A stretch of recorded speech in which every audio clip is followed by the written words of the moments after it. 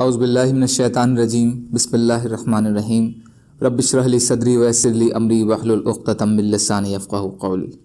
ریاض الصالحین حصہ اول، احادیث نبی صلی اللہ علیہ وسلم۔ ام المومنین اما عائشہ رضی اللہ تعالی عنہا سے روایت ہے کہ نبی اکرم صلی اللہ علیہ وسلم کے پاس آپ کی تمام ازواج مطہرات رضی اللہ تعالی عنہ موجود تھیں کہ بی بی فاطمہ رضی اللہ تعالی عنہا تشریف لے آئیں۔ ان کی چال اور رسول اللہ صلی اللہ علیہ وسلم کی چال میں کوئی فرق نہیں تھا۔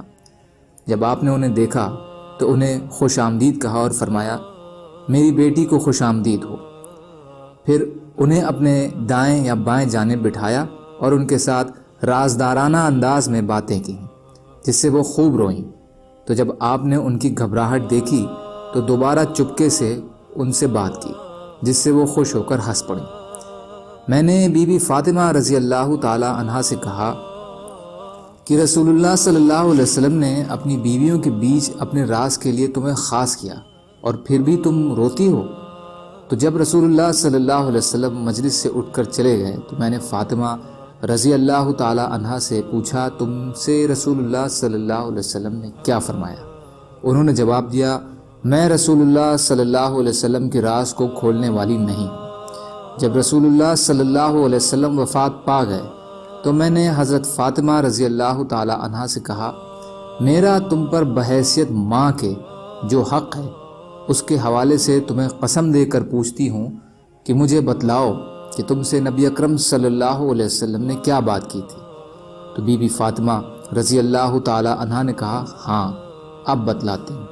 پہلی بار جب آپ نے مجھ سے رازدارانہ گفتگو فرمائی تو آپ نے مجھے بتایا کہ ان سے جبریل علیہ السلام سال میں ایک یا دو بار کا الفاظ یہاں راوی کا شک ہے، صحیح صرف ایک بار ہے جیسا کہ دوسری روایات میں ہے، قرآن کا دور کرتے ہیں، ایک دوسرے کی باری باری قرآن سناتے ہیں، اور اس بار رمضان میں یہ دور 2 بار فرمایا، اور میں دیکھ رہا ہوں کہ موت قریب آ گئی ہے، تو تم اللہ سے ڈرنا اور صبر کرنا، کیونکہ میں تیرے لیے بہت اچھا پیش رو ہوں۔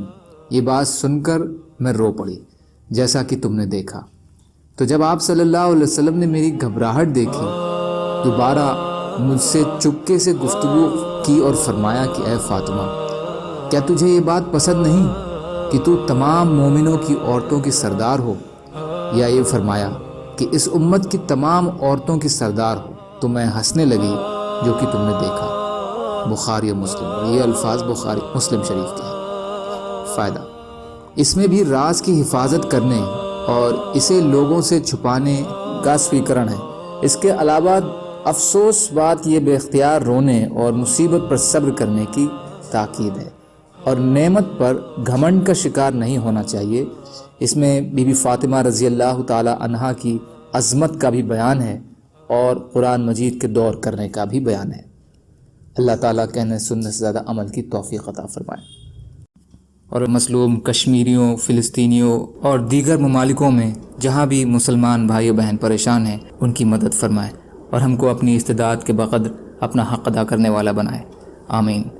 سبحان اللہ و بحمدہ، سبحانک اللہم و بحمدک، اشہد ان لا الہ الا انت، استغفرک و اتوب الیک۔ سبحان ربک رب العزت عما یصفون وسلام علی المرسلین والحمد للہ رب العالمین برحمتک یا ارحم الراحمین۔ لا الہ الا اللہ محمد رسول اللہ۔